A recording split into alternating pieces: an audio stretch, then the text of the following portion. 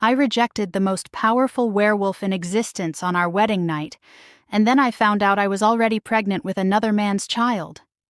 The words left my mouth before I could stop them. I reject you. 3 words. That's all it took to make the entire throne room fall silent.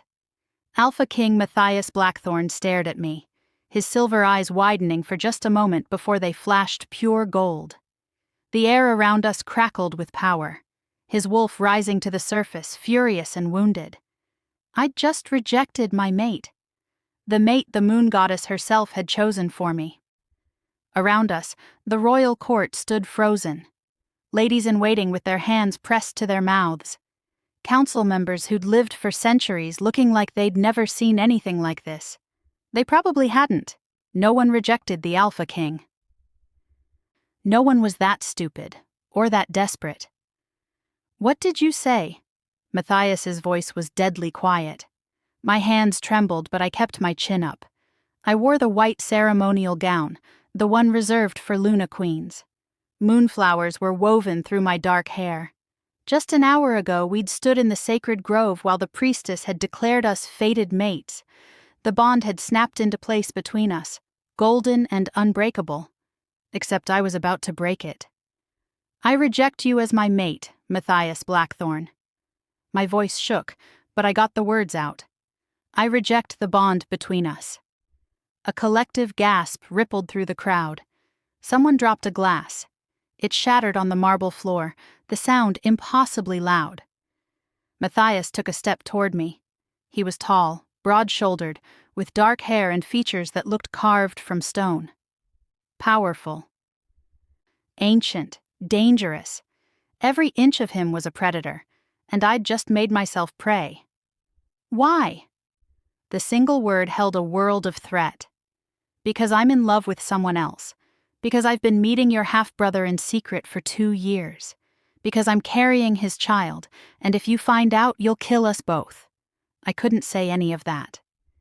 Because I don't love you, I said instead. I never will. Something flickered across his face. Hurt? No, that was impossible. Kings didn't feel hurt, they felt rage.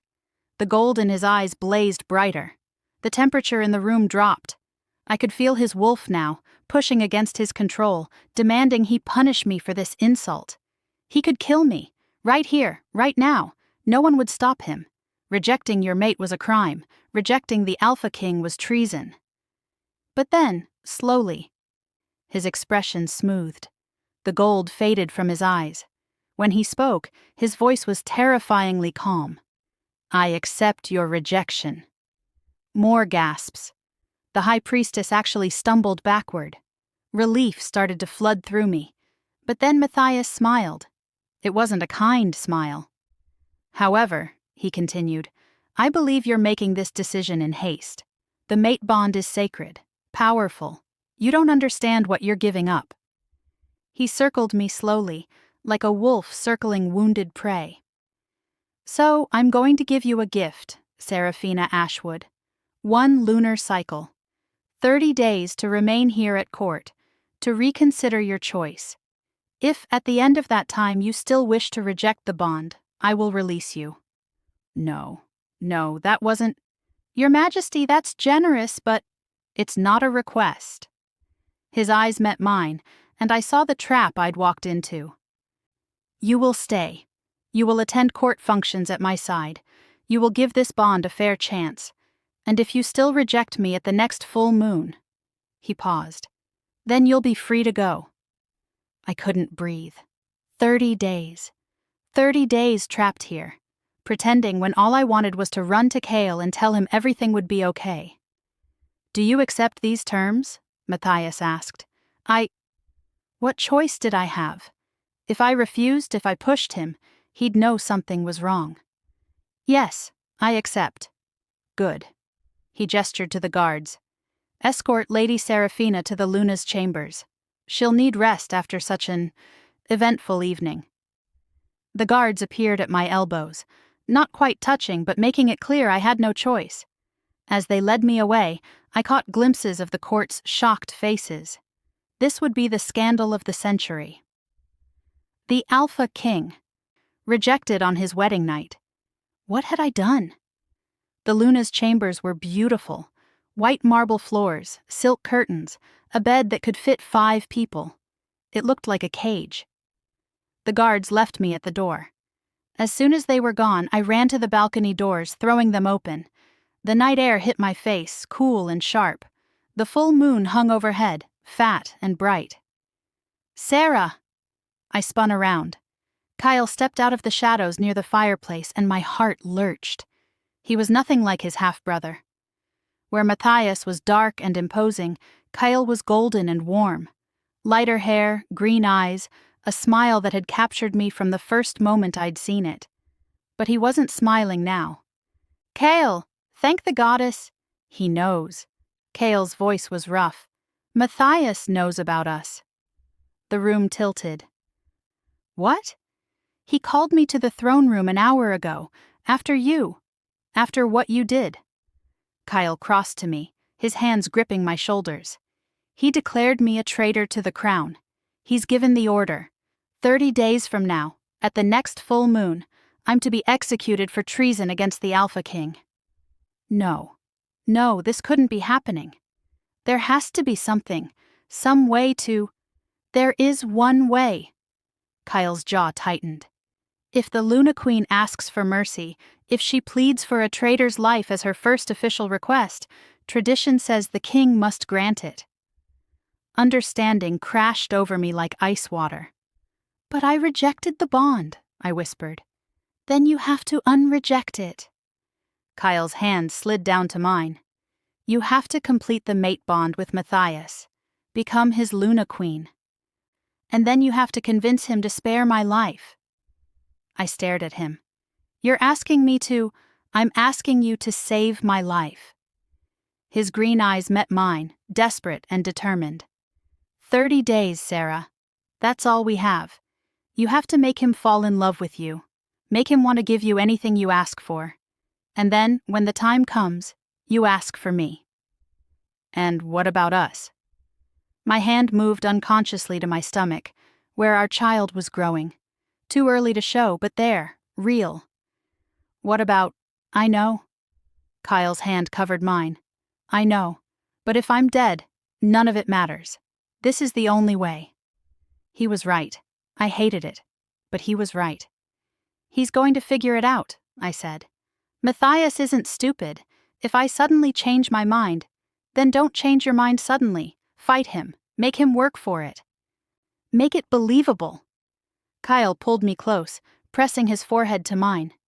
You're the strongest woman I know, Sarah. If anyone can do this, it's you. I wanted to believe him. I wanted to believe I could pull this off. Seduce the Alpha King, make him fall for me, save Kale's life, and somehow keep my pregnancy secret for 30 days.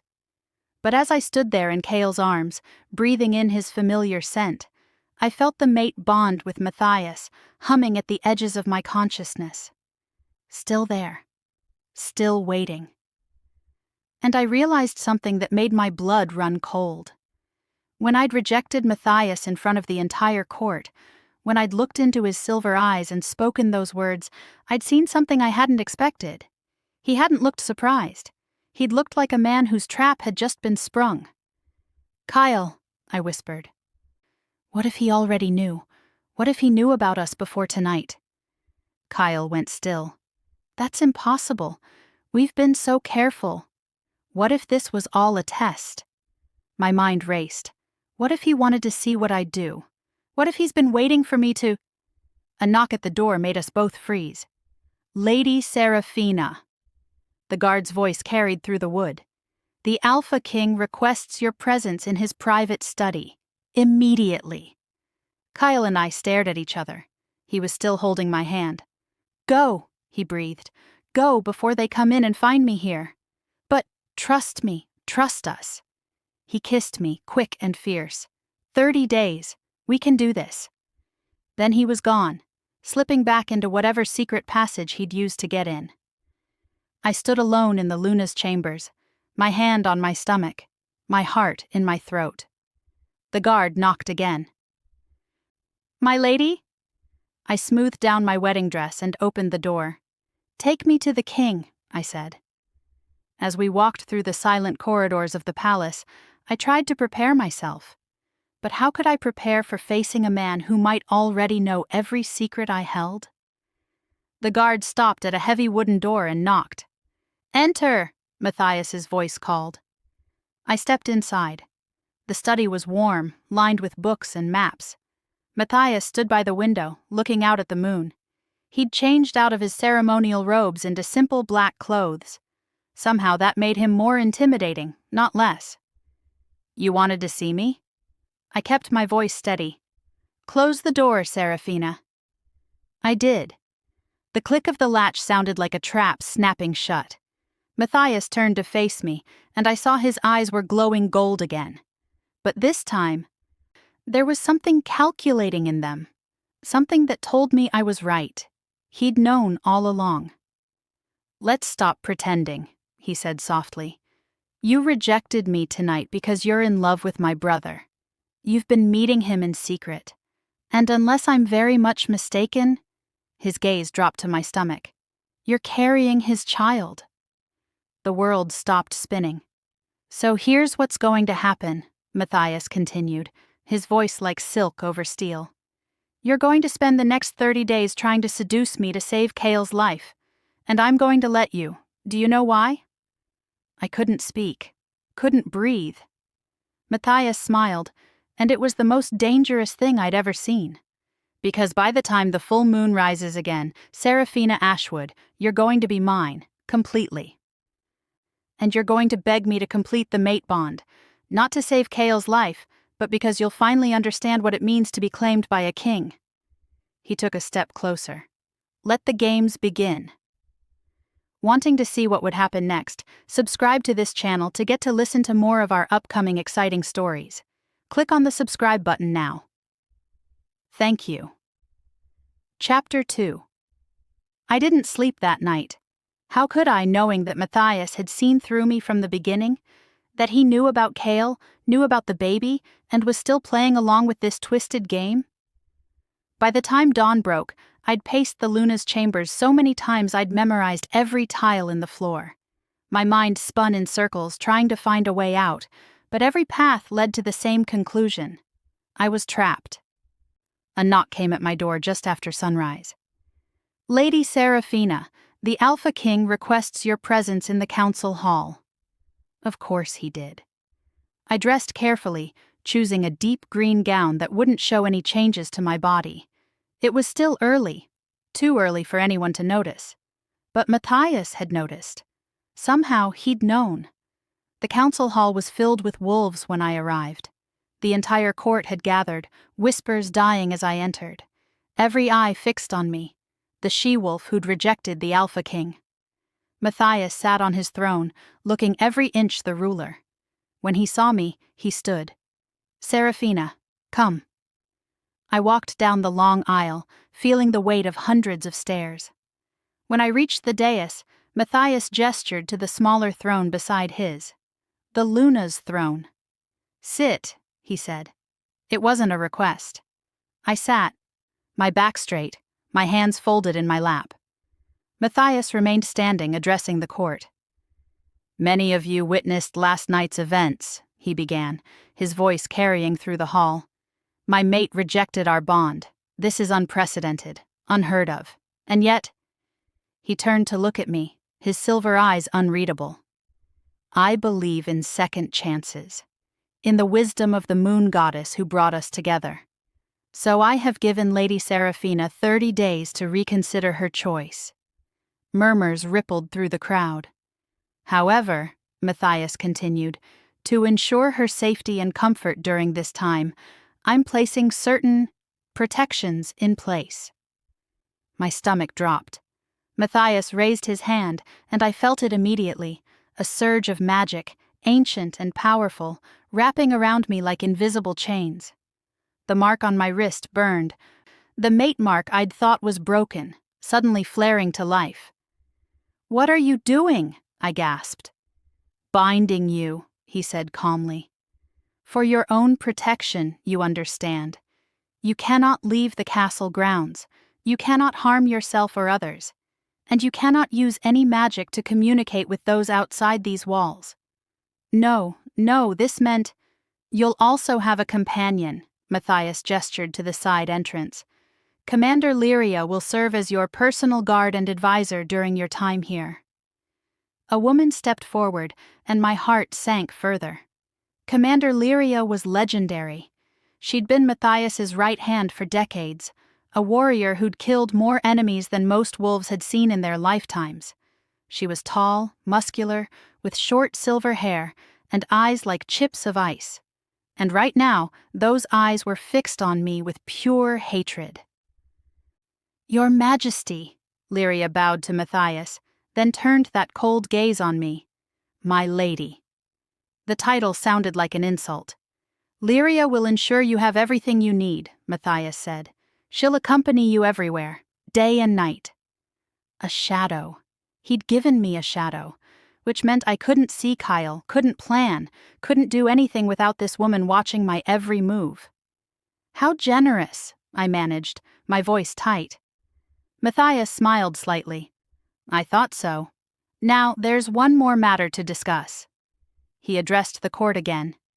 "In 3 days' time, we'll hold the Lunar Festival as planned. Lady Seraphina will attend at my side, as my intended mate. The entire kingdom will be watching to see if the moon goddess's choice proves true."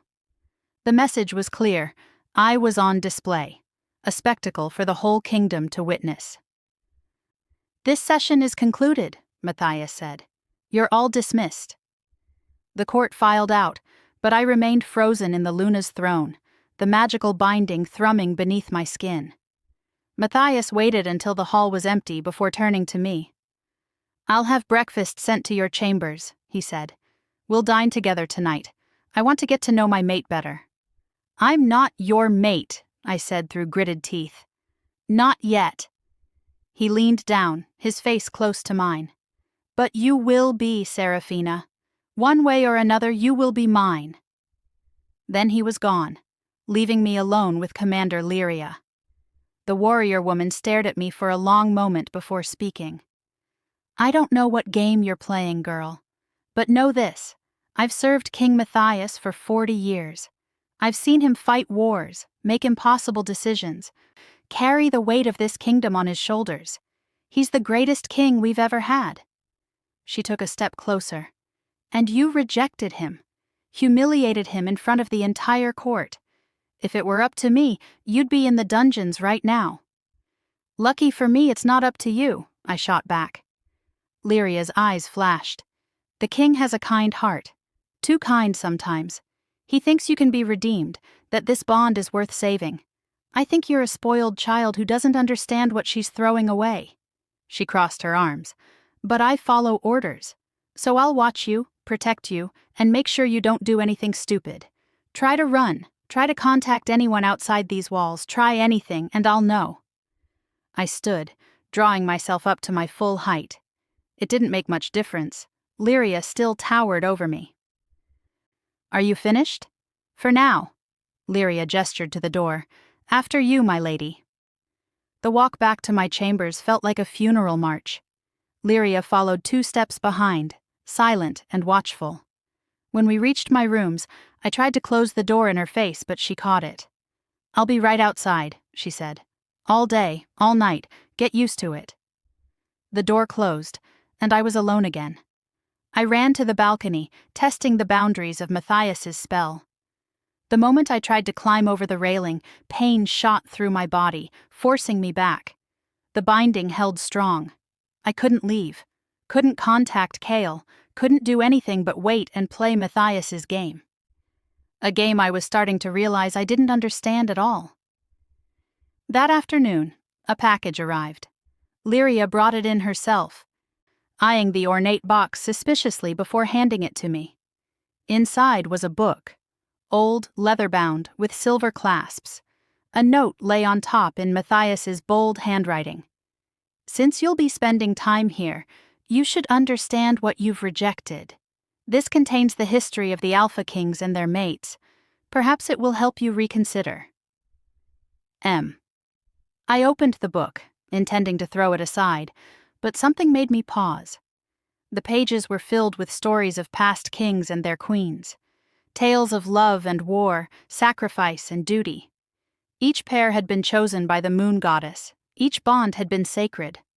Until me. I was the first to reject it. As I read, I found myself drawn into the history. These weren't just stories. They were real wolves who'd lived and loved and died. And one entry caught my attention. The prophecy Matthias had mentioned.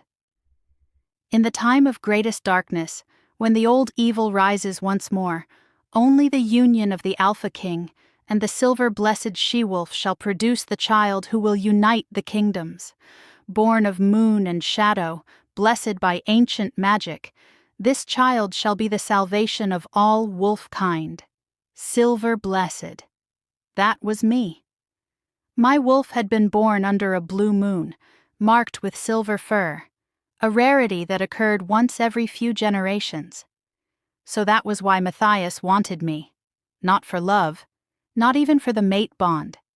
He wanted me because of a prophecy, because I could give him the child that would save the kingdom. Except I was already carrying someone else's child. The irony was sharp enough to cut. A knock on the balcony door made me jump. I turned to find Lyria had walked away from her post, probably to patrol the perimeter, and there, barely visible in the shadow of the curtains, was Kyle. I rushed to the door, keeping my voice low. "You can't be here. Matthias knows everything." "I know." Kyle's face was grim. "Which is why we need to move fast. The resistance is ready." "The what?" "The resistance. Wolves who believe Matthias's rule has become tyranny. He hoards power, makes decisions without consulting the other packs, punishes anyone who disagrees with him." Kyle glanced over his shoulder. "I've been working with them for months. We have a plan to overthrow him, but we need the king's sigil." "The king's sigil?" My mind raced. That's a sacred artifact. It's supposed to hold the combined power of all the Alpha Kings who came before. Exactly. With it, we can break Matthias's hold on the kingdom, transfer the power to someone else, someone who'll rule fairly. Kale took my hands. "Sarah, I know this is a lot to ask, but you're the only one who can get close enough to steal it. You're his mate. He'll trust you." "He doesn't trust me. He's having me watched every second." "Then you'll have to make him trust you. Play the game he wants you to play. Make him believe you're reconsidering the bond. And when the moment is right, take the sigil." Kale's green eyes pleaded with me. "This is bigger than us, Sarah. Bigger than our love or even saving my life.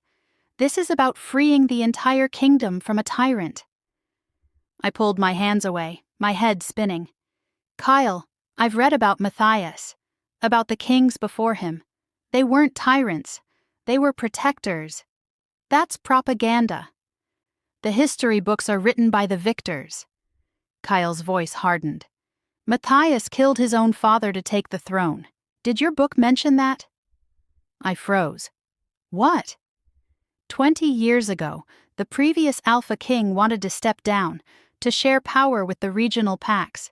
Matthias refused. He challenged his father to a duel and killed him in front of the entire court. That's how he became king." My stomach turned. "I don't believe you. Ask him yourself." Kyle moved closer. "Ask him how his father died. Watch his face when you do. Then tell me I'm lying." Before I could respond, I heard Lyria's footsteps returning. Kyle pressed something into my hand, a small vial of silver liquid. "Nightshade essence," he whispered. "Put 3 drops in Matthias's wine at dinner tonight. It won't hurt him, but it'll make him more open. Less guarded. You'll be able to get information from him, find out where he keeps the sigil." "Kyle, I can't." "You can. You have to." He kissed me quickly. "I love you, Sarah. I love our child, and I'm trusting you to save us both."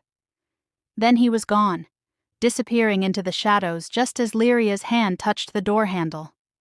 I shoved the vial into my pocket and sat down with the history book, trying to look casual. My heart hammered against my ribs. "Everything all right, my lady?" Lyria's voice was suspicious. Fine, I managed. Just reading. She didn't look convinced, but she returned to her post without comment. I stared down at the book, at the stories of kings and queens, and felt the weight of the vial in my pocket. Kyle wanted me to drug Matthias, to steal from him, to help overthrow him. But was Matthias really a tyrant, or was I only seeing what Kale wanted me to see? I had 3 hours until dinner, 3 hours to decide what kind of wolf I wanted to be. The private dining room was smaller than I'd expected, intimate even. A single table set for 2, candles flickering, and a view of the gardens through floor-to-ceiling windows. It would have been romantic if I weren't plotting treason. Matthias was already there when I arrived, dressed in simple black again, without the crown or ceremonial robes. He looked younger somehow, more human. Serafina. He stood when I entered, pulling out my chair.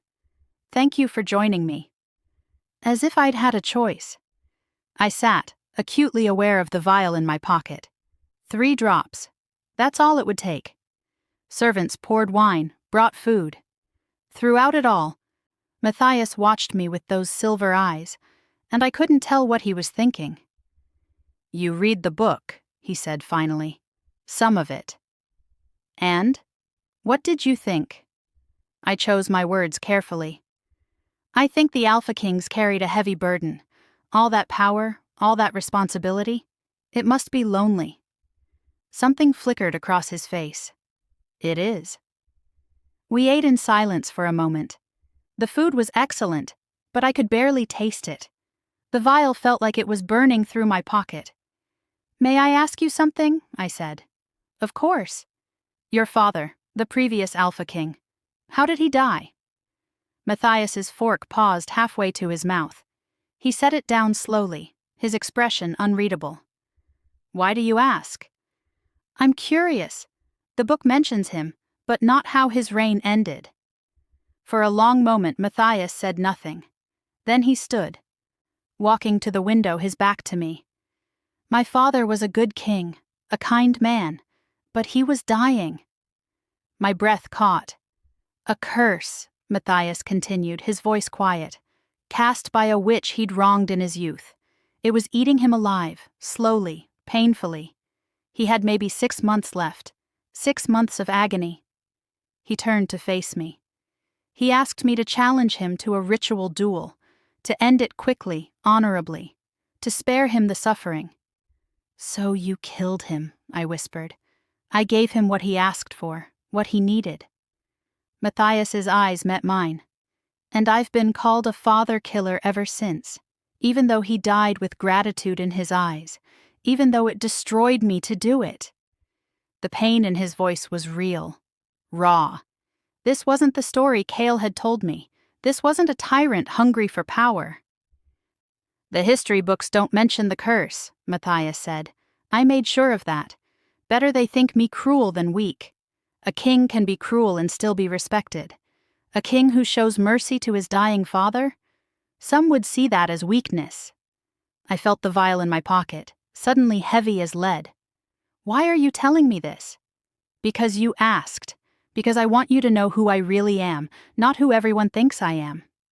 He returned to his seat, his eyes never leaving mine. I knew you loved Kyle. I've known for months. Did you really think you were being careful? That no one noticed when you slipped away, when he found excuses to be where you were? Shame burned through me. I could have stopped it, Matthias continued. Could have had him executed had you locked away, but I didn't. Do you know why? I shook my head. Because I hoped. His voice was soft now, almost vulnerable. I hoped that when the mate bond snapped into place, when you felt what we could be together, you'd choose me anyway. That the moon goddess's choice would be stronger than a fleeting romance with my half-brother. It's not fleeting, isn't it? Matthias leaned forward. Tell me, Serafina, when did Kale start telling you I was a tyrant? When did he first mention the resistance? My blood went cold. How did you... Because it's what he does. It's what he's always done. Matthias's expression was sad now. Kyle isn't some noble freedom fighter. He wants power. My power. And he's been using you to get it. You're lying. Am I? Think about it. When did he first approach you? Right after I announced I'd be taking a mate this season. When did your romance intensify? Right when the priestess confirmed you were silver blessed. And when did he tell you about the resistance?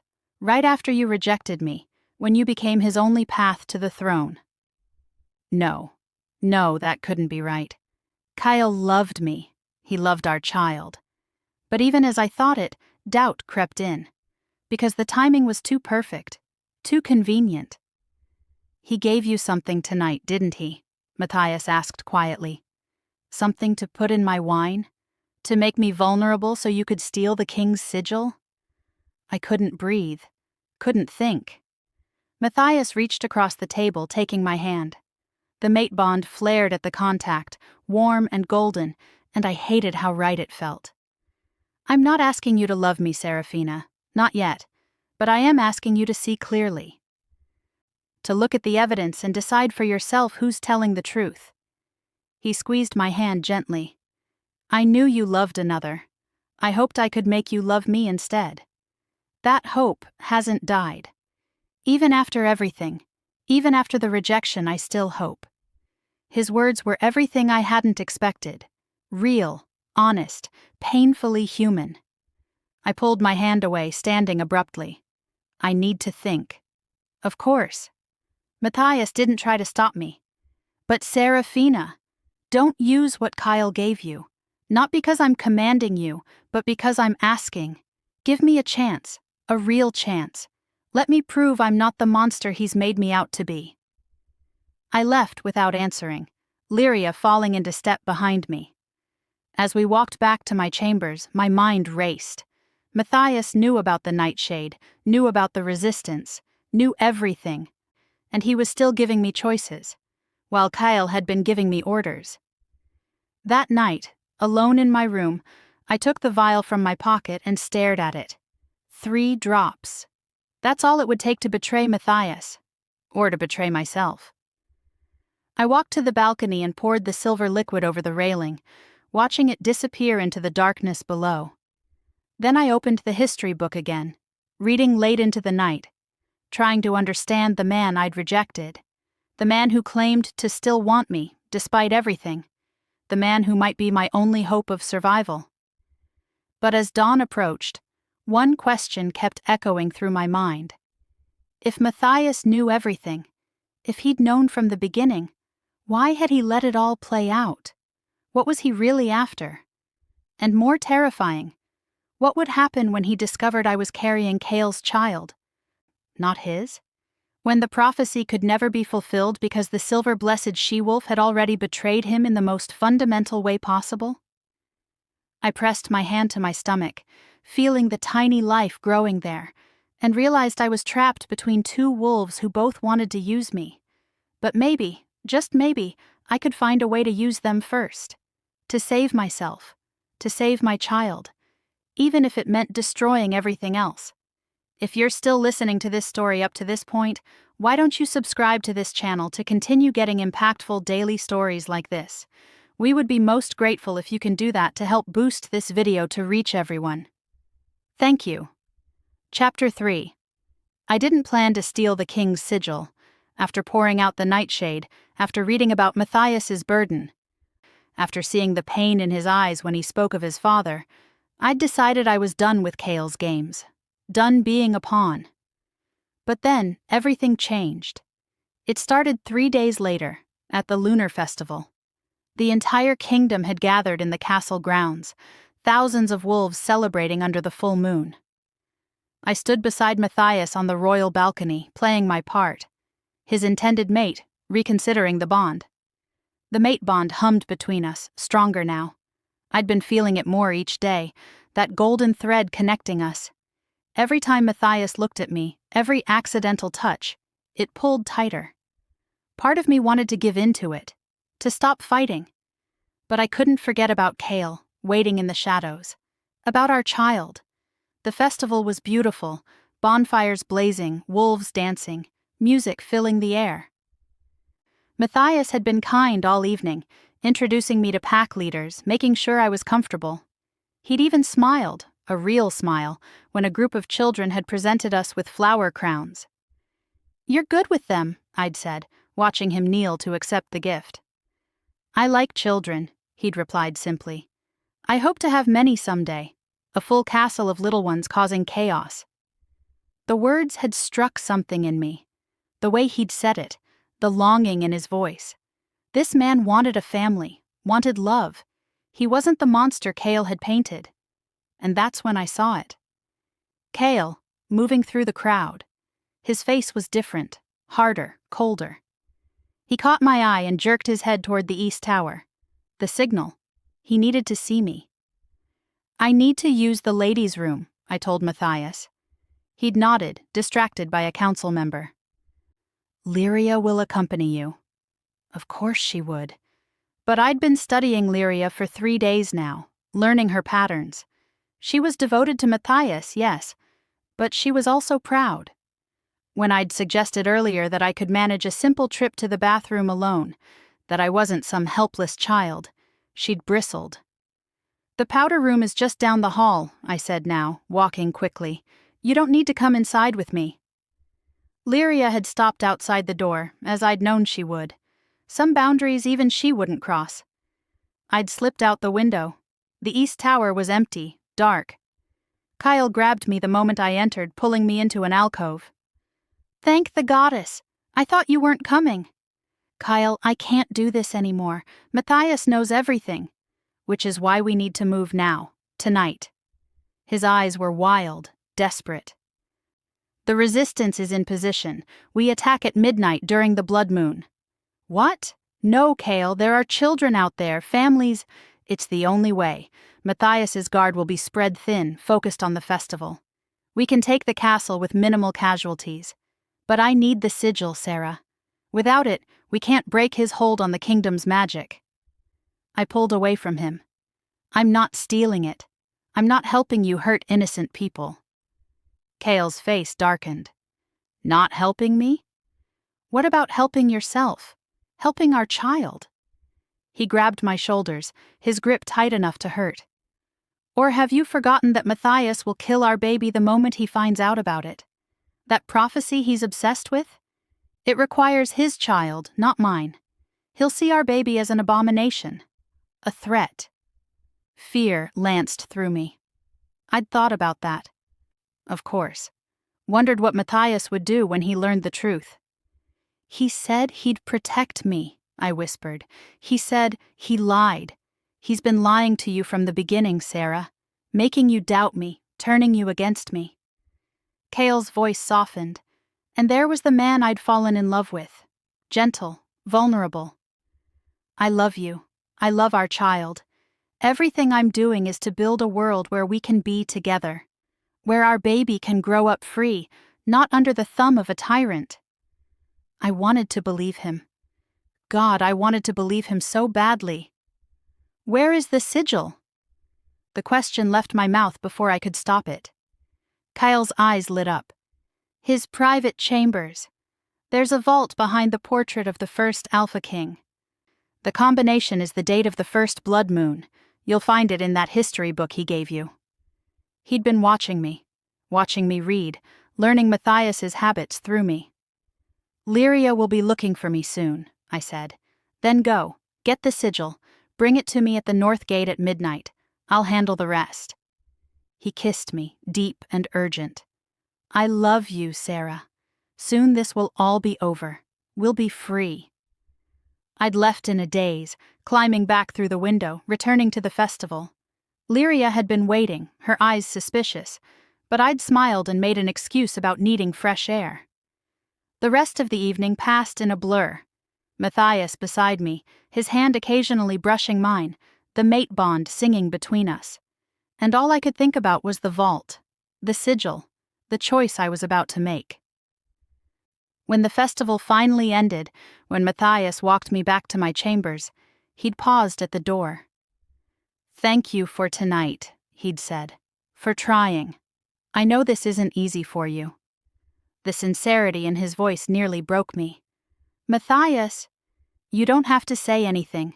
I just want you to know that I see the effort you're making, and it means everything to me." He'd touched my cheek, gentle. "Sleep well, Serafina." Then he'd left, and I'd been alone with my decision. The clock struck 11, 1 hour until midnight, until the attack. I could stop this, could tell Matthias about the resistance, warn him, but that would mean betraying Kyle, condemning him to death, the father of my child. Except, was he really? The man I'd been with tonight, the hard-eyed stranger who'd grabbed me too roughly, who was planning an attack that would kill innocents, that wasn't the Kyle I'd fallen in love with. Maybe Matthias was right. Maybe Kyle had been using me all along. I pressed my hand to my stomach, feeling the small swell that was just starting to show. This child deserved a father who would love it, protect it. But which man was that? The one who knew about the baby and was using it as a political tool? Or the one who didn't know, who might see it as a betrayal? Before I could change my mind, I left my chambers. Lyria was stationed outside, but she'd grown less vigilant over the past few days, seeing me as broken, compliant. She barely stirred as I padded past in my nightgown, heading toward the library. "Can't sleep, my lady?" she called. "Just going to read," I replied, keeping my voice light. I did go to the library, but I didn't stay there. The castle was a maze of secret passages, servants' corridors that Kale had showed me during our stolen meetings. I used them now, moving through the walls like a ghost. Matthias's private chambers were on the top floor, guarded but not heavily. Most of the guards were at the festival or patrolling the grounds. I slipped past them easily, my heart hammering. The vault was exactly where Kyle said it would be, behind the portrait of the first Alpha King, a stern-faced man with eyes like Matthias. The combination lock gleamed in the moonlight. I opened the history book I'd brought, finding the date. First blood moon, 1247, on the autumn equinox, September 23rd. My hands shook as I entered the numbers. 9231247. The vault clicked open. Inside was the king's sigil, a ring of pure silver inscribed with ancient runes. It pulsed with power, making my wolf stir uneasily. This was the combined magic of every Alpha King who'd ever ruled, the source of the royal power. I reached for it.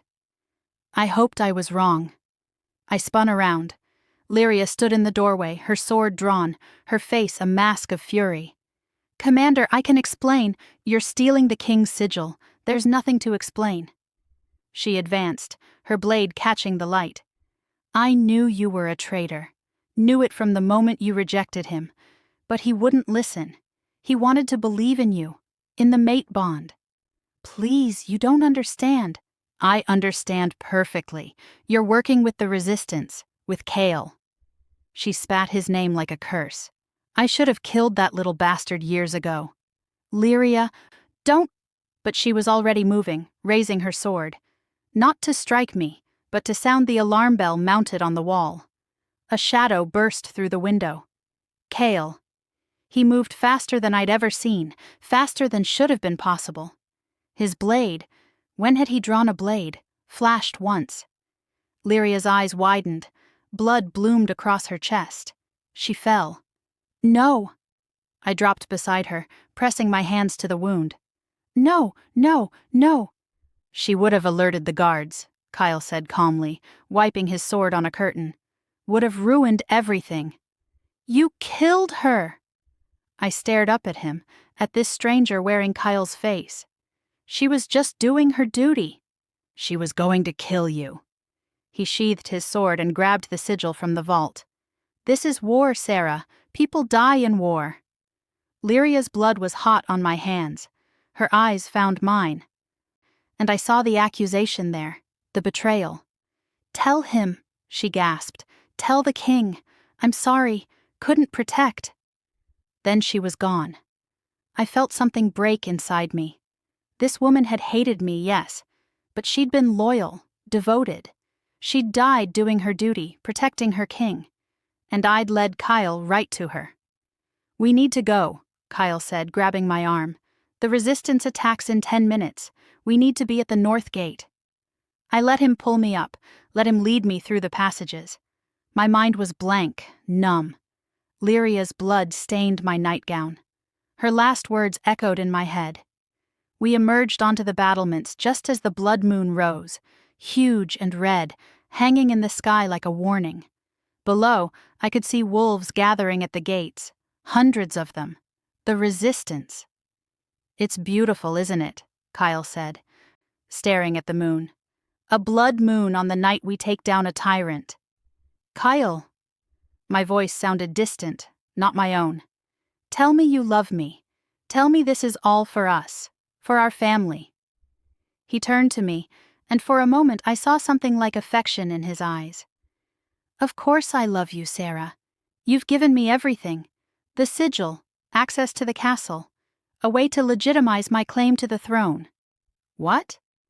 "Once Matthias is dead, I'll need a queen, a mate, and what better than the she-wolf he chose, the one blessed by the moon goddess herself?"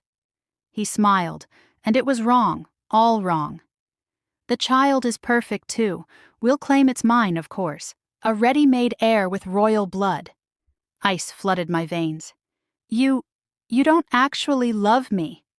"Love is for children. I need you. That's better, more honest." He raised the sigil. "Now, let's finish this."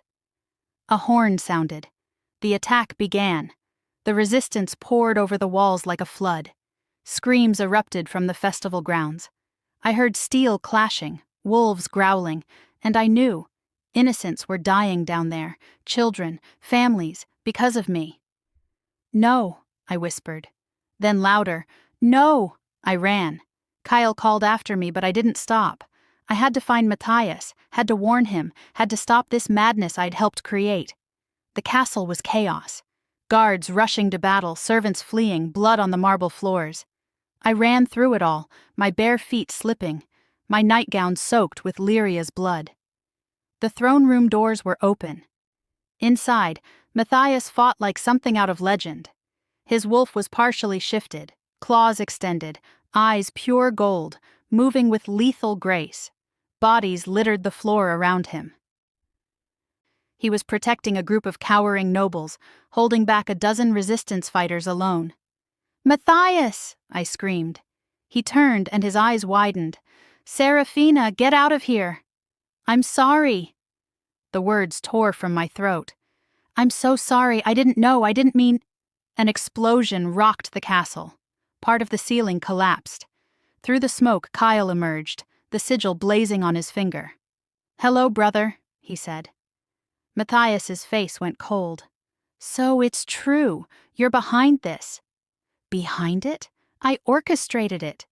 Kyle gestured to the destruction. "All of this.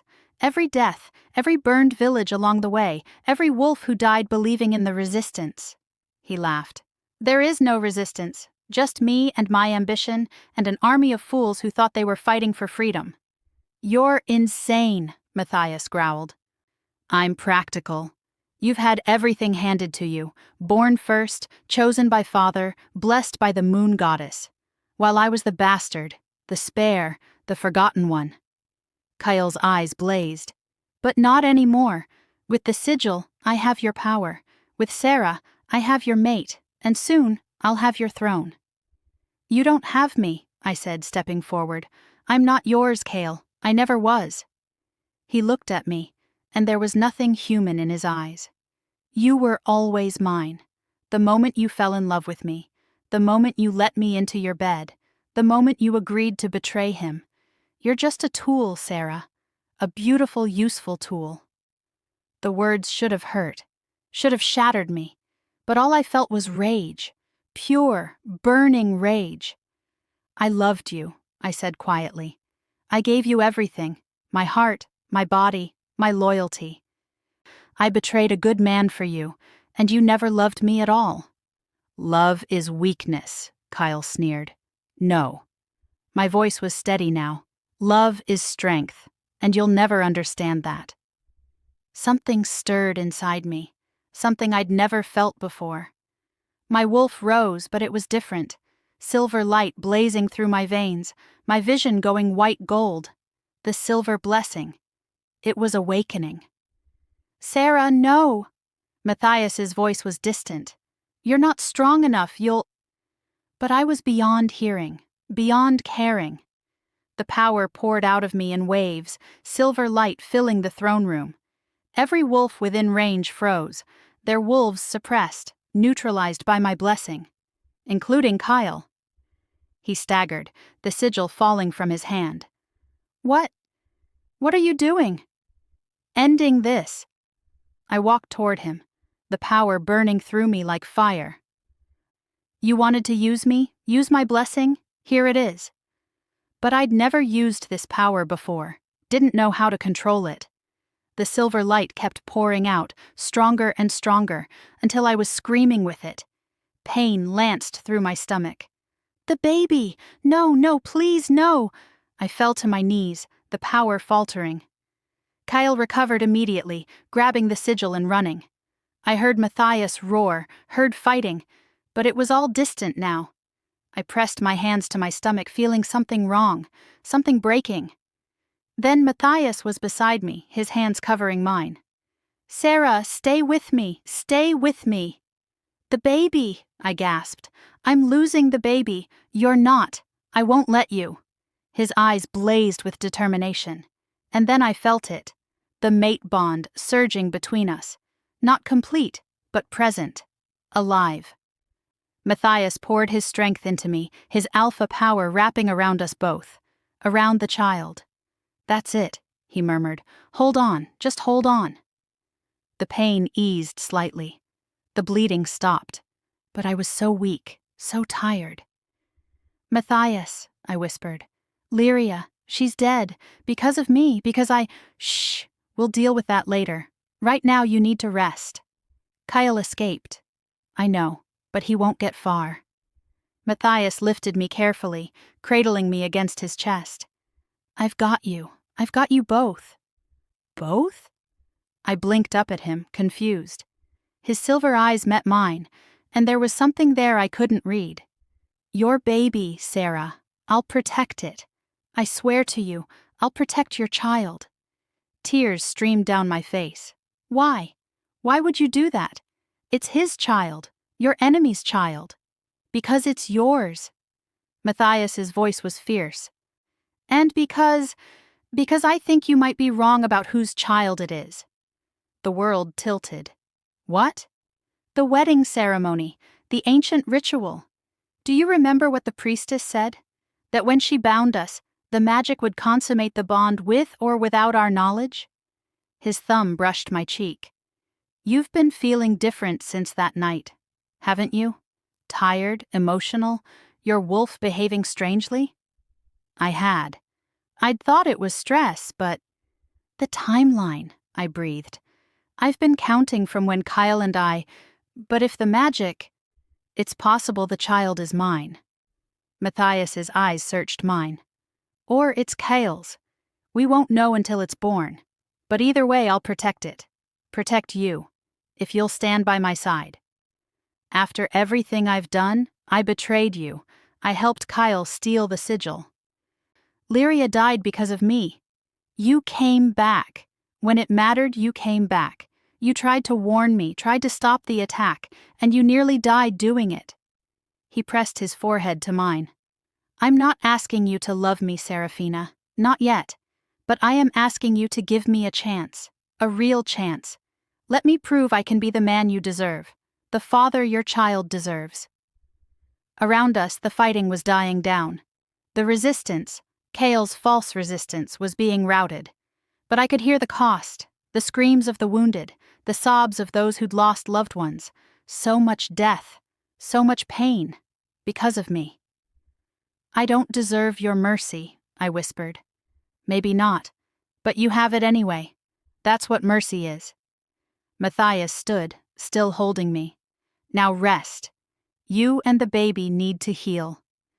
We'll face what comes next together." As he carried me through the ruined castle, past the bodies and blood and broken stone, I felt the mate bond pulsing between us. Incomplete, but real. a lifeline in the darkness. And I realized something that made me laugh, a broken, slightly hysterical sound. I'd spent weeks running from this man, fighting the bond, convinced he was my enemy. But he'd just saved my life, saved my child's life, maybe our child's life. And somewhere along the way, without meaning to, I'd started falling for him. The man I'd rejected, the king I'd betrayed, the mate the moon goddess had chosen. Maybe she'd known something I hadn't. Maybe she'd been right all along. Outside, the blood moon was setting, giving way to dawn. A new day, a new beginning. If we survived what came next, if Kale didn't destroy us all. If the darkness prophesied in the ancient texts didn't rise and consume the kingdom. Too many ifs. But as Matthias laid me in his own bed, as he sat beside me and took my hand, I felt something I hadn't felt in weeks. Hope. "Rest now," he said softly. "I'll be here when you wake." Matthias? My eyes were already closing.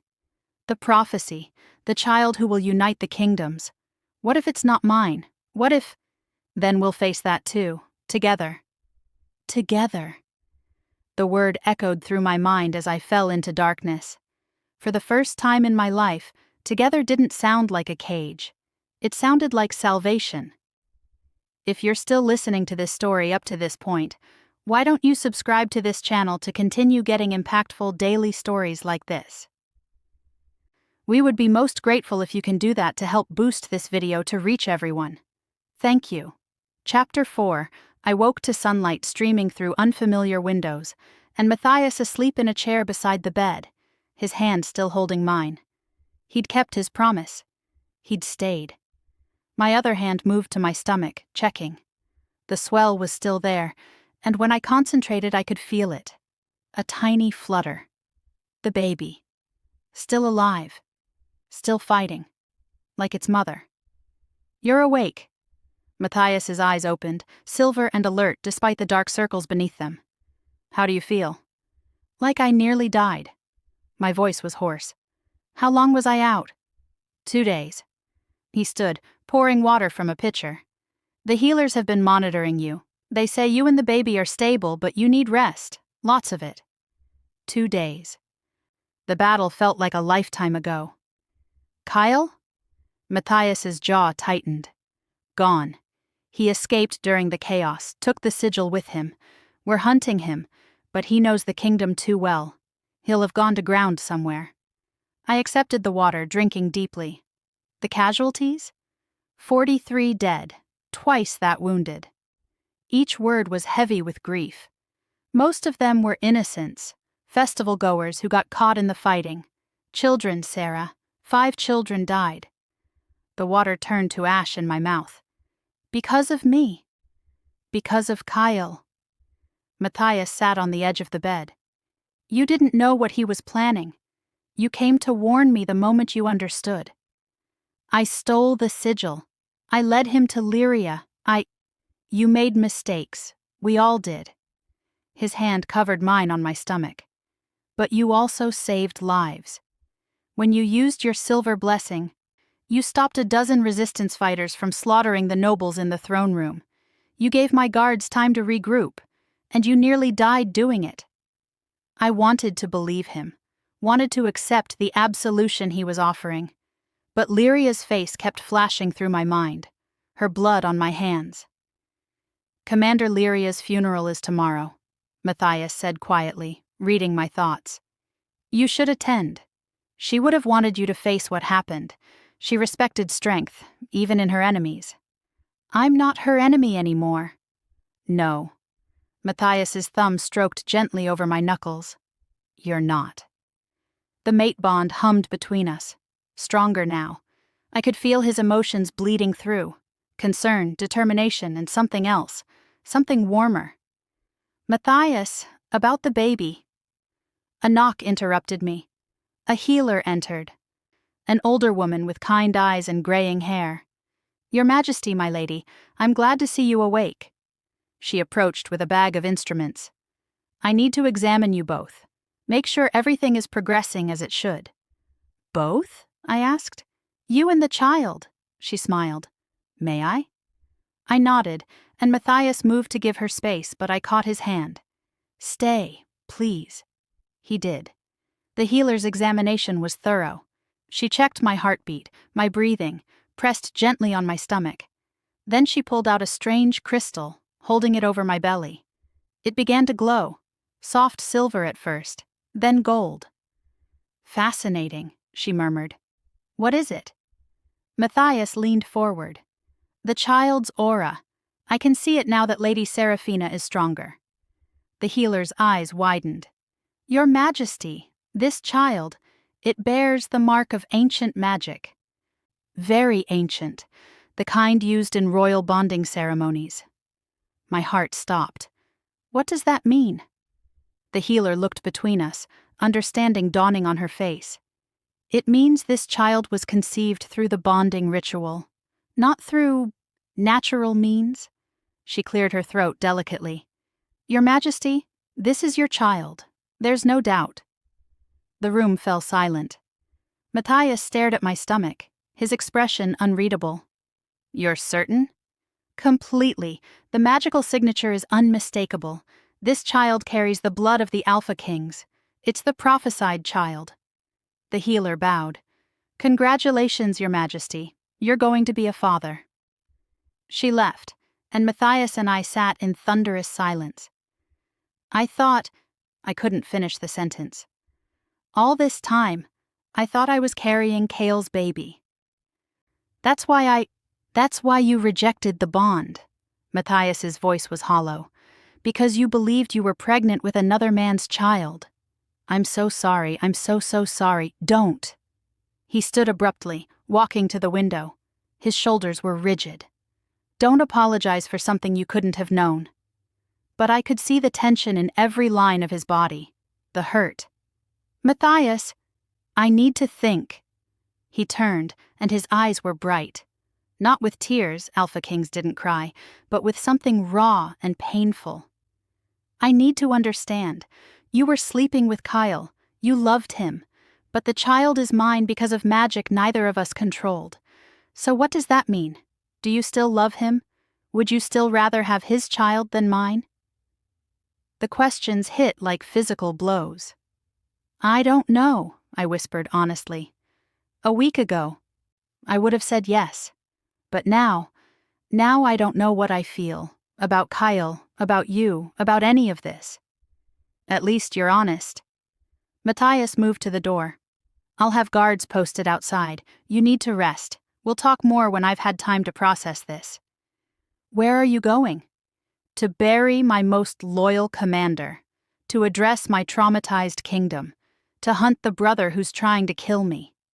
His hand gripped the doorframe. To do my duty, Seraphina, like I always do. Then he was gone, and I was alone with the knowledge that I carried the prophesied child, the child that could save or doom the kingdom. No pressure. The next 3 weeks passed in a strange limbo. I attended Lyria's funeral, standing beside Matthias as they burned her body in the traditional way. Her pack members had glared at me with open hatred. And I'd accepted it, deserved it. But Matthias had stood firm at my side, his presence a shield. Slowly, carefully, we began working together. Matthias brought me into council meetings, asking my opinion on strategies to find Kale. I used my knowledge of the secret passages to map escape routes. We interviewed survivors of the attack, piecing together the resistance's structure. And gradually, I began to see the man Matthias truly was. He visited every family who'd lost someone in the attack, personally offering compensation and support. He worked 18-hour days rebuilding the damaged sections of the castle. He was patient with traumatized children, stern with corrupt nobles, and kind to servants. He was everything a king should be, and nothing like the tyrant Kale had described. Why did you exile Kyle? I asked one evening as we worked late in his study, reviewing reports. What really happened? Matthias looked up from a map, shadows under his eyes. He'd been running himself ragged. You want the truth? I think I've earned it. He sighed, setting down his quill. 10 years ago, when I was newly crowned, Kale tried to assassinate me. Put wolfsbane in my wine, enough to kill 20 wolves. I survived only because my food taster drank it first. She died in agony. Horror washed through me. The woman in the memorial garden, Elena. You saw that? Matthias looked surprised. I've been walking the grounds. Her memorial is beautiful. She saved my life. She was 17 years old, newly employed, excited about the future, and she died because my brother wanted my throne. Matthias's voice was hard. My father begged me to spare Kale, said he was young, foolish, that exile was punishment enough. So I banished him instead of executing him. I told myself I was being merciful. You were, I said softly. Was I? If I'd killed him then, 43 people would still be alive. 5 children would still have their parents. Lyria would still be protecting me with that stern look of hers. He rubbed his face. Sometimes mercy is just cowardice in disguise. I moved to his side, drawn by something I couldn't name. The mate bond, yes, but also something deeper. Understanding, respect. You can't blame yourself for Kale's choices, I said. Can't I? He's my brother, my responsibility. Matthias looked at me, and the vulnerability in his eyes made my chest ache. I keep making the same mistake, hoping he'll change. Hoping he'll become the brother I remember from childhood, the one who used to sneak into my room during thunderstorms, afraid of the lightning. People change, I said, sometimes not for the better. You're changing. His hand came up, tucking a strand of hair behind my ear. The touch sent electricity through me. You're braver than you think, Serafina. Stronger. I don't feel strong. I feel like I've made nothing but mistakes. Then we match. He smiled, and it transformed his face, made him look younger. The fool king and his foolish mate. I'm not your mate, not really. The bond is incomplete. Is it? Matthias's thumb traced my jawline. Because I feel it every time you're near, every time you smile, every time you put your hand on your stomach, and I remember that's my child growing there. Our child. The air between us crackled. I could feel the bond pulling, urging me closer. His scent wrapped around me, pine and smoke and something uniquely him. Matthias, I breathed. Tell me to stop, he murmured, leaning closer. Tell me you don't feel this too, and I'll walk away. I'll never push you. But if you feel even a fraction of what I feel... I kissed him. It wasn't gentle. It was desperate, starving. All the tension of the past weeks exploding between us. Matthias groaned, pulling me against him, and the mate bond blazed to life, golden and perfect and right. This was what the moon goddess had wanted me to feel. What I'd been denying myself by loving Kyle. When we finally broke apart, both breathing hard, Matthias rested his forehead against mine. I've wanted to do that since the moment I saw you. I've wanted to hate you since the moment I met you. I laughed shakily. I'm not very good at it. Thank the goddess for that. He kissed me again, softer this time. Sarah, I know this is complicated. I know you're still processing everything with Kyle. But I need you to know. I'm falling in love with you. Have been falling for weeks, and I don't care if that makes me a fool. My heart clenched. Matthias! A guard burst through the door. Your Majesty, we've found him. We've found Kale's location. Matthias straightened immediately, slipping back into king mode. Where? The Shadow Peak Mountains. One of our scouts spotted him entering an old fortress. But Your Majesty? The guard hesitated. He's not alone. There are hundreds of wolves with him. A real army this time. Then we march at dawn. Matthias looked at me. You'll stay here, where it's safe. No.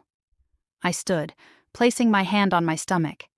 This child is prophesied to stop the ancient evil. Maybe I need to be there. Maybe the baby needs to be there. Absolutely not. You're 5 months pregnant and you nearly died 3 weeks ago. And I'm also the only one with a silver blessing that can neutralize wolf abilities. You need me, Matthias. You just don't want to admit it. We stared at each other, wills clashing. Finally, Matthias cursed under his breath. Fine. But you stay behind the front lines. You don't engage unless absolutely necessary. And you stay within sight of me at all times. Deal. The guard cleared his throat. There's one more thing, Your Majesty. The scout said... He said there was something wrong with the fortress. Dark magic, the kind that hasn't been seen in centuries. Matthias and I exchanged glances. The ancient evil.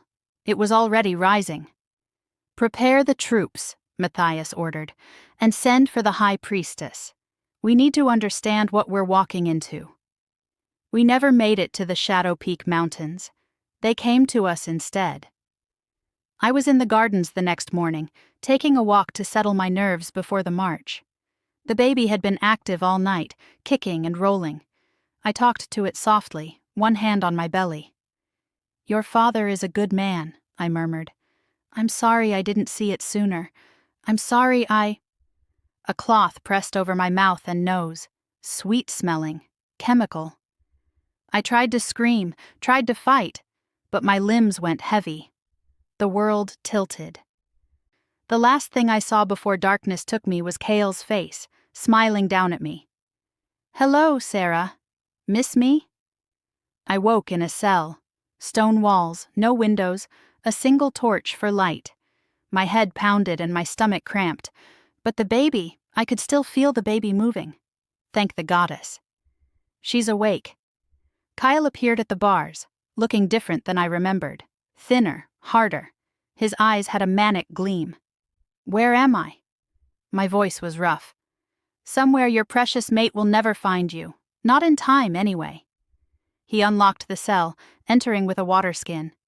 Drink. Can't have you dehydrated. Bad for the baby. I didn't take it.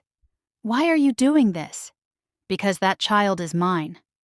Kyle's eyes fixed on my stomach with disturbing intensity. The prophesied child, born of the Alpha King and a silver-blessed she-wolf. It's going to save the kingdom, or destroy it depending on who raises it. It's not yours, Kyle. The healer confirmed. I know it's Matthias's blood child. I'm not stupid.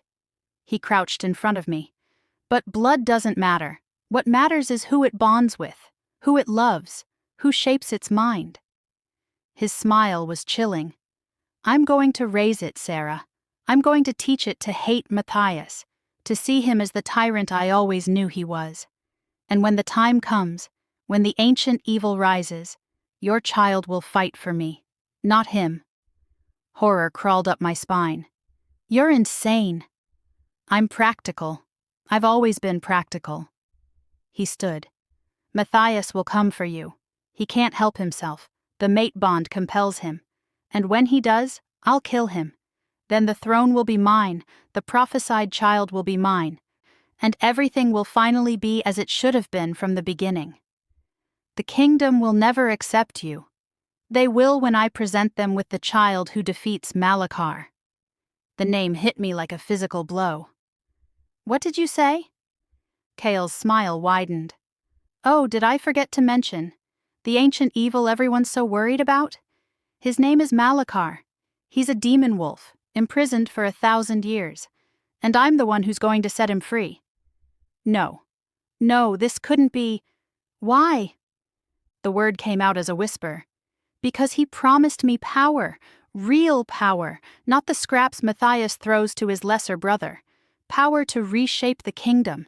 Power to become more than human. More than wolf. Kyle's eyes glowed, but the light was wrong, red instead of gold. All I have to do is give him what he wants. Which is? The prophesied child. Malachar believes if he can corrupt it, turn it to darkness, he can use its power to break free of his prison completely. No more hiding in shadows. He'll walk the earth again, and I'll rule at his right hand. This was worse than I'd imagined. Kyle wasn't just a traitor or a would-be usurper. He'd made a deal with a demon. You'll doom us all, I said. Or save us from Matthias's tyranny. Depends on your perspective. He turned to leave, then paused.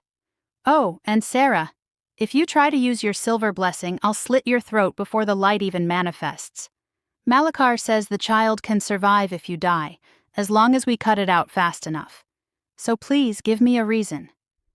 He left, locking the cell behind him. I sat in the darkness, one hand on my stomach, and tried not to panic, but fear clawed at me. Kyle had lost his mind, or maybe he'd never had it to begin with. He was working with a demon, planning to sacrifice my child to an ancient evil. And Matthias had no idea. I closed my eyes, reaching for the mate bond. It was there, faint but present. Matthias had said it was incomplete, but maybe if I tried hard enough. I poured everything into it. All my fear, all my desperation, all my need. "Matthias, please hear me. I'm in danger. The baby's in danger. Kyle is working with Malachar. He's going to—" Pain exploded through my stomach. I gasped, doubling over. Too soon. It was too soon. The baby wasn't due for 4 more months. But my water broke anyway, warm and terrifying. "No," I whimpered. "No, please, not now." Another contraction hit, stronger than the first. I screamed. Guards came running. Kyle appeared, his face pale. "What's happening?" "The baby!" I could barely speak through the pain.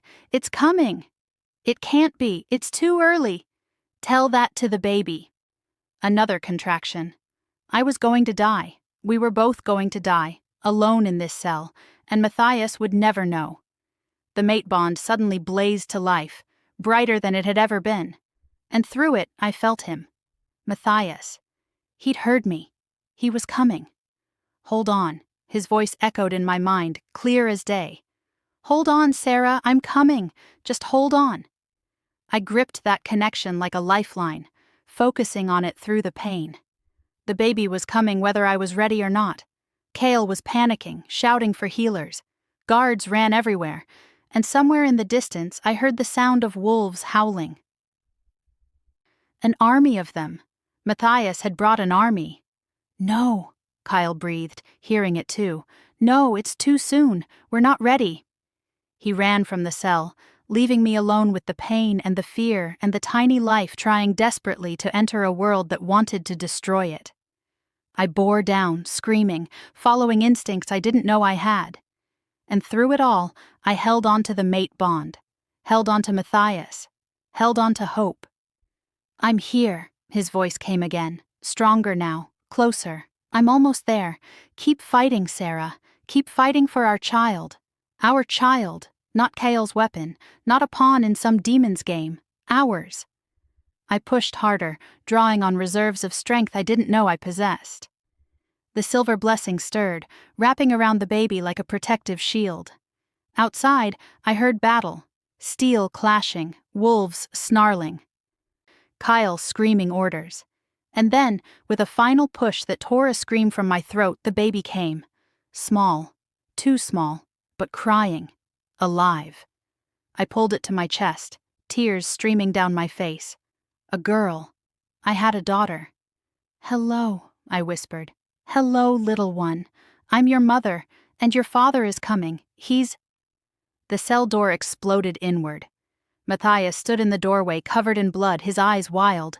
When he saw me, saw the baby, his expression crumbled. "Sarah." "She's alive," I said, laughing and crying at the same time. "She's alive, Matthias. Our daughter is alive." He crossed the cell in 2 strides, dropping to his knees beside us. His hand touched the baby's tiny head, so gentle despite the violence still raging outside. "She's perfect," he breathed. "You're both perfect." "Kyle is working with Malachar," I said urgently. "He's going to use her to—" "I know, the High Priestess told me everything. The prophecy has 2 sides. The child can either stop Malachar or free him completely." Matthias wrapped his arms around us both. "But it doesn't matter. I'm not letting anyone touch either of you, ever." An explosion rocked the fortress. Dark magic crackled through the air. Matthias's face hardened. "We need to go. Now. Can you walk?" "I just gave birth, Matthias.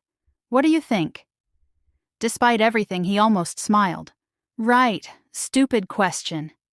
He scooped us both up carefully, the baby nestled between us. Hold on tight. We ran through chaos. The fortress was collapsing, dark magic eating at its foundations. Kael's army fought Matthias's forces in every corridor, and through it all, I felt something else stirring, something ancient and terrible watching from the shadows. Malachar. He was here, not free yet, but close, so close. The king's sigil, I gasped as Matthias carried us. Kael has it. If Malachar gets it, I know. Matthias's jaw was set. That's why we're going to destroy it. Even if it means I lose my power, even if it means I'm no longer the Alpha King, nothing matters more than keeping you and our daughter safe. Our daughter. He kept saying it, claiming her, protecting her. This was the man I'd rejected, the man I'd called a tyrant, and he was willing to sacrifice everything for us. We burst out of the fortress into daylight. Healers rushed forward, taking the baby, tending to me. Matthias barked orders, organizing the retreat. And behind us, the fortress began to crumble. Dark magic spiraled into the sky, and I heard it. A laugh that made my blood run cold. Malachar was rising. The prophecy was coming true. And my daughter, born too early in the darkness of a demon's lair, was the only one who could stop it. If we could keep her alive long enough. If Kael didn't find us first. If, too many ifs. But as Matthias took my hand, as I watched our daughter breathing in the healer's arms, I felt something I'd lost weeks ago. Hope. We had a fighting chance. And sometimes, that was enough. If you're still listening to this story up to this point, why don't you subscribe to this channel to continue getting impactful daily stories like this? We would be most grateful if you can do that to help boost this video to reach everyone. Thank you. Chapter 5. The healers worked through the night. But my daughter, our daughter, was struggling. She was too small, born 4 months early. Her lungs hadn't fully developed.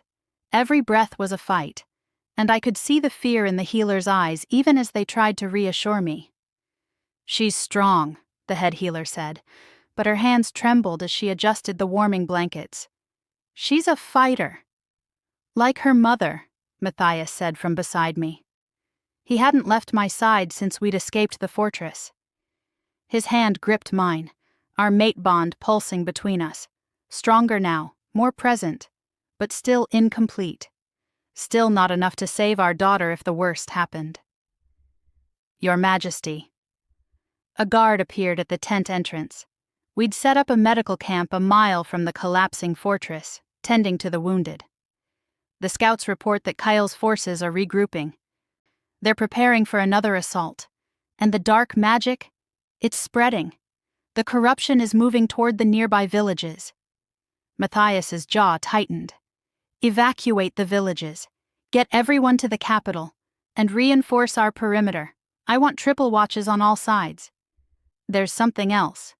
The guard hesitated. The fortress. It's not collapsing anymore. It's changing, growing. The stone is turning black, and there are sounds coming from inside, screaming, roaring, things that don't sound like wolves. Malachar. He was transforming the fortress into something else, a stronghold, a gateway. How long do we have? I asked. The guard looked at me, then at Matthias. The high priestess says 3 days, maybe less.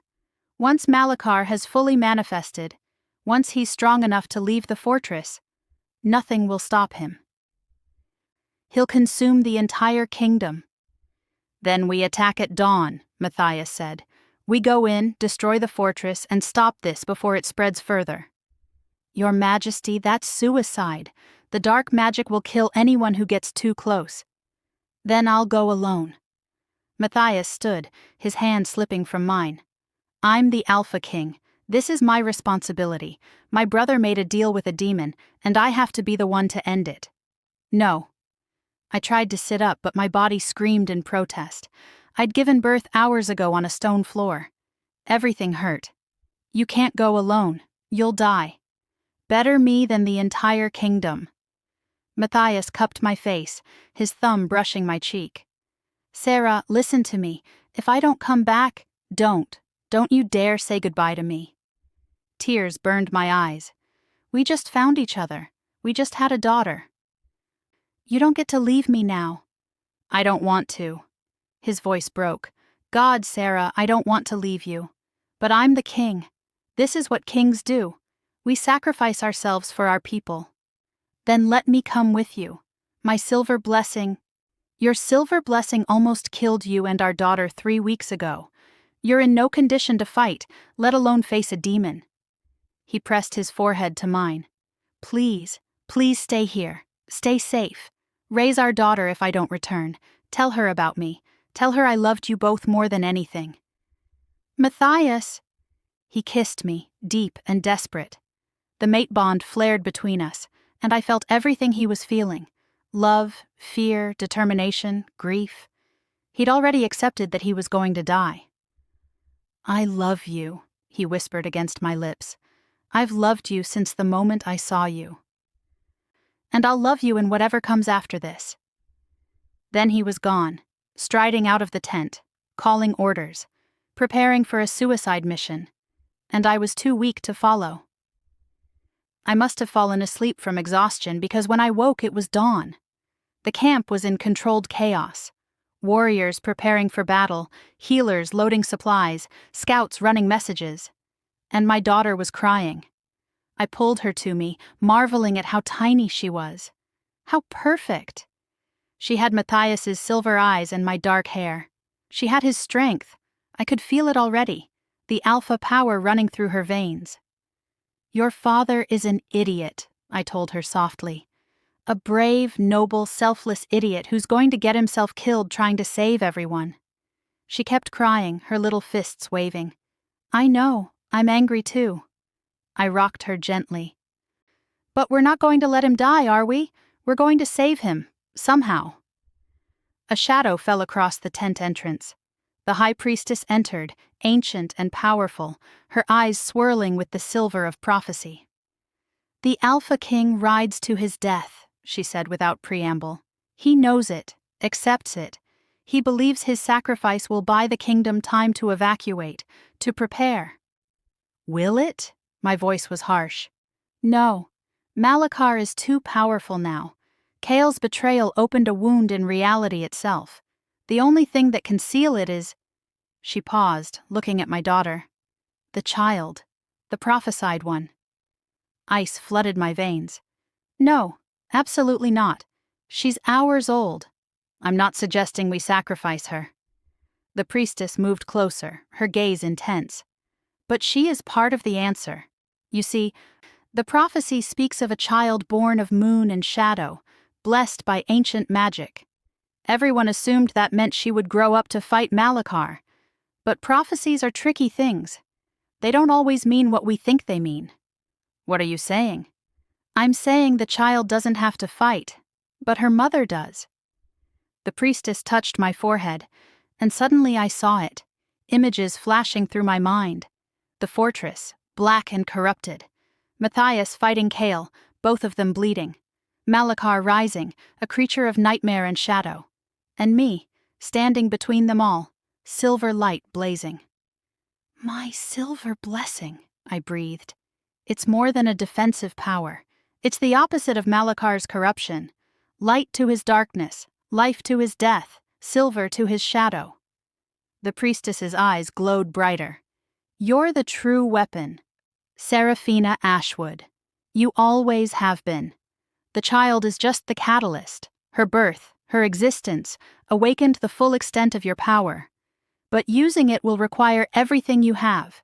Your strength, your life force, possibly your life itself. I looked down at my daughter, at her tiny face, her perfect fingers wrapped around my thumb. If I die, she'll be alone. If you don't try, everyone dies, including her. The priestess straightened. The choice is yours. But make it quickly. The Alpha King has already entered the fortress. She left, and I was alone with my daughter, and an impossible decision. Let Matthias die trying to save the kingdom, or risk everything to save him and possibly orphan my child in the process. My daughter stopped crying. her silver eyes fixing on mine with an intensity that seemed impossible for a newborn. And I swear, in that moment, I felt her approval, her strength. She was her father's daughter, born for this, born to be part of something bigger. "Okay," I whispered. "Okay, let's go save your stupid, brave father." I called for the healers, demanded a horse, and ignored their protests that I was in no condition to ride. The high priestess returned with a draft, something to dull the pain, give me strength for what was coming. "Drink quickly, it won't last long." I drank, and power flooded through me. Not natural, not permanent, but enough. I handed my daughter to the head healer. "Keep her safe. No matter what happens to me, keep her safe."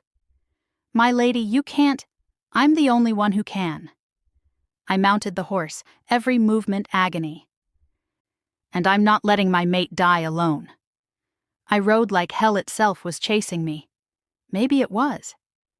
The fortress loomed ahead, no longer stone but something else, something that writhed and pulsed like a living thing. Dark magic leaked from every crack, poisoning the air. My wolf whimpered, sensing the wrongness. But the mate bond pulled me forward. Matthias was in there, hurt, fighting, dying. I had to reach him. The entrance yawned open like a mouth. I dismounted, my legs shaking, and walked inside. The interior was a nightmare. The walls breathed, eyes opened in the stone, watching me. Whispers echoed from everywhere and nowhere, promising power, promising death, promising everything and nothing. I followed the mate bond like a thread through a maze, my hand pressed to my stomach where I'd carried our daughter. The silver blessing stirred, responding to the corruption around me. I found them in what had once been the Great Hall.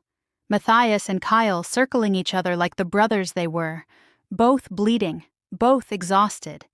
And behind them, rising from shadows that shouldn't exist, was Malachar. He was beautiful and terrible.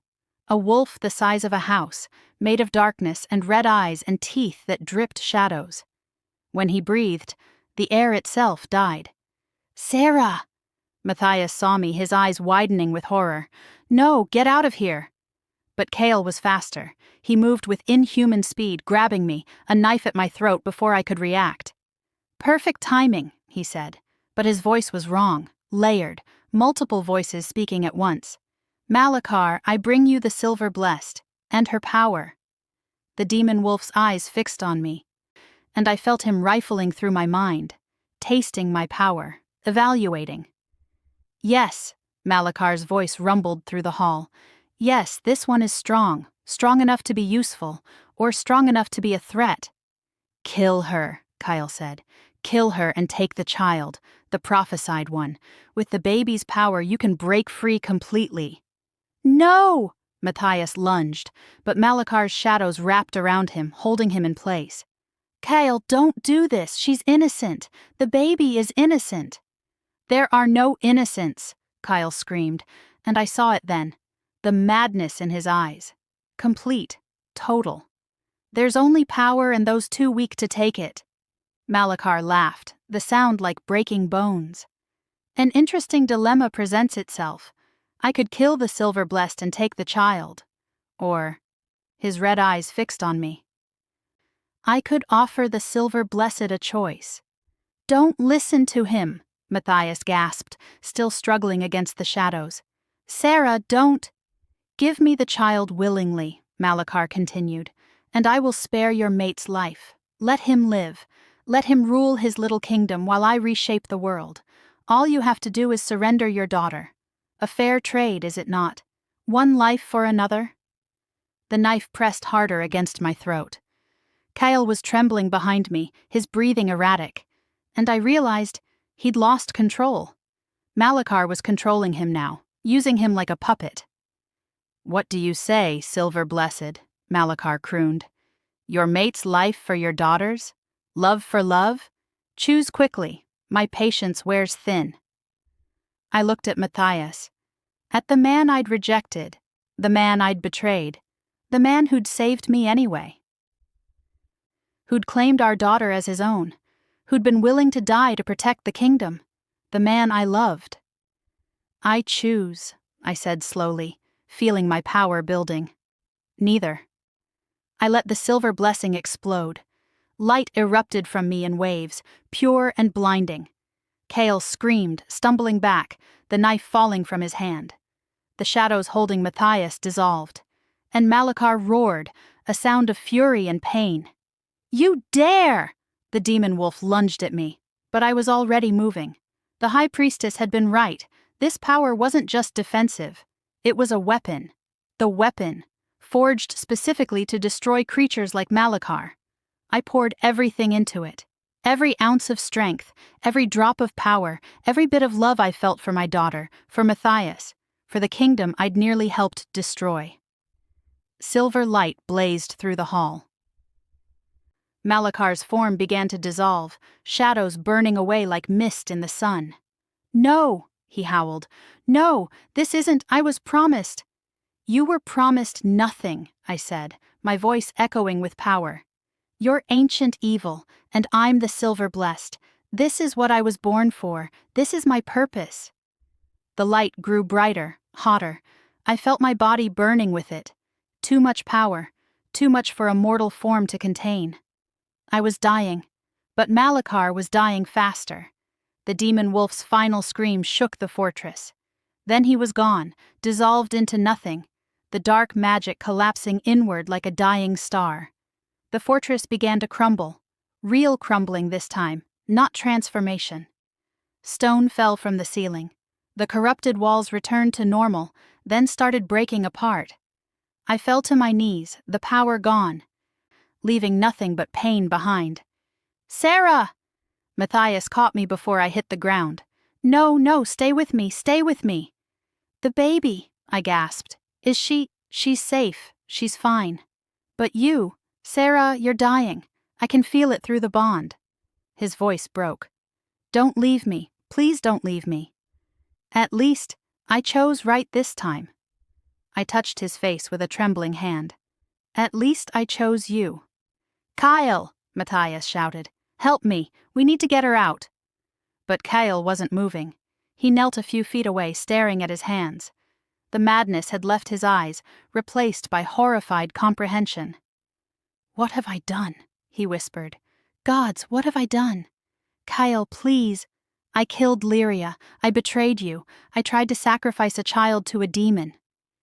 Kyle looked up, tears streaming down his face. I can't live with this. Brother, I'm so sorry. For everything. For all of it." Before Matthias could stop him, Kale drew his sword and drove it through his own heart. He fell, and I felt something shift in the world. A weight lifting, a curse breaking. "No," Matthias breathed. "Kyle, you fool!" The fortress gave a massive shudder. The ceiling collapsed. Matthias threw himself over me, shielding me with his body as stone rained down. I felt his pain through the bond, felt him taking injuries that should have been mine. "Stop," I whispered. "Matthias, stop, let me go." "Never." He looked down at me, blood running from a cut on his forehead. "I'm not losing you. Not now. Not ever." "You don't have a choice." "Yes, I do. I've always had a choice. And I choose you, Seraphina Ashwood. I choose you over duty, over the kingdom, over everything." His hand pressed over my heart. "I'm completing the bond, right here, right now." "Matthias, no. If you do that, you'll give me half your alpha power. It could kill you. Or it could save you. That's a risk I'm willing to take." Before I could protest, he bit down on my neck. The mate mark, the one that had been incomplete since our wedding night. Pain and pleasure exploded through me as the bond snapped into place. Fully, completely. Power poured from him into me. Not just any power, alpha power, ancient, primal. The combined strength of every alpha king who'd come before him. It was too much. I was burning again, drowning in power. And then it settled. Found a place inside me, became part of me. The wounds began to heal. My strength returned. The pain faded. And when I opened my eyes, everything looked different. Sharper, clearer, more. What did you do? I breathed. Matthias smiled, exhausted but alive. Made you my equal, my partner, my Alpha Queen. Alpha Queen. I could feel it now, the power thrumming through my veins. Not just the silver blessing, Alpha power, authority over wolves, command over the kingdom. Matthias had given me half of everything he was. You're insane, I said. Probably. He kissed me, gentle despite the chaos around us. But I'm insane about you. Another massive tremor. The fortress was coming down around us. We need to go, Matthias said, pulling me to my feet. We ran, hand in hand, the mate bond singing between us. Behind us, Kael's body lay in the ruins, finally at peace. Malakar's darkness was gone, burned away by silver light, and the fortress collapsed into rubble, burying all evidence that evil had ever dwelt here. We emerged into daylight, where Matthias's army was waiting. They erupted into cheers when they saw us, bloody but alive. And there, held by the high priestess, was our daughter, still crying, still fighting, still alive. I took her in my arms, and she quieted immediately. Her silver eyes looked between Matthias and me, and I swear she smiled. She knows, the priestess said softly, knows you saved her, saved all of us. I looked at Matthias, at the man who'd given me everything, his power, his love, his trust. Any regrets? He asked quietly. Only that I didn't choose you sooner. I smiled. Only that I wasted so much time fighting what was always meant to be. It wasn't wasted. Matthias wrapped his arms around us both. His mate, his daughter, his family. The rejection actually made us stronger. We didn't come together because fate demanded it. We chose each other freely. That makes our bond more powerful than any typical mate bond could ever be. He was right. I felt it in the connection between us, stronger than it should be, deeper, more real. Because we'd chosen it, chosen each other, not because the moon goddess commanded it, but because we wanted to. 3 weeks later, I stood on the balcony of the castle, our daughter in my arms, and watched the kingdom celebrate below. The coronation had been yesterday. Not just Matthias's coronation, though he'd been crowned again, officially, with the full power of the kingdom behind him. But mine too. For the first time in history, the kingdom had an Alpha Queen who ruled alongside her king, equal in power, equal in authority. The people had loved it. After seeing me destroy Malakar, after hearing how I'd saved the kingdom, they'd welcomed me with open arms. The she-wolf who'd rejected their king had become the queen who'd sacrifice everything to protect them. What are you thinking about? Matthias came up behind me, wrapping his arms around my waist. How much has changed? How different my life is from what I imagined. I leaned back against him. A year ago, I thought I'd marry for love, run away with Kael, live a simple life. And instead? Instead, I married an Alpha King, fought a demon, gave birth in a dungeon, and became a queen. I laughed. Nothing about this was simple. Would you change it? He asked. If you could go back, knowing everything you know now, would you still reject me that first night? I thought about it. Really thought about it. No, I said finally, because that rejection led us here, led us to choose each other freely, and that's worth everything we went through. Matthias kissed my neck, right over the mate mark. I love you, Seraphina, my queen, my mate, my choice. I love you too. I turned in his arms, careful not to jostle our sleeping daughter. My king, my partner, my second chance. Below us, the kingdom celebrated. Musicians played, wolves danced, children laughed.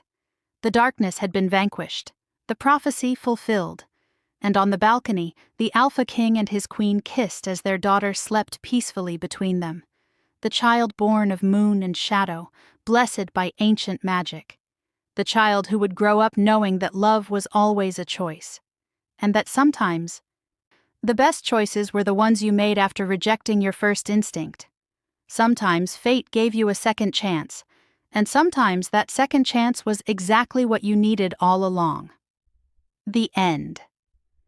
Epilogue 5 years later. Mama, watch me. I looked up from my council papers to see my daughter, Lyria, named for the commander who'd died protecting her father, standing on the balcony railing, her arms spread wide. Lyria Matthias Blackthorn, get down from there right now. She laughed, her silver eyes dancing, and jumped. My heart stopped. But she shifted mid-air, her silver wolf catching the breeze, landing gracefully on the ground below. At 5 years old, she was already the strongest wolf child the kingdom had ever seen. The prophesied child indeed.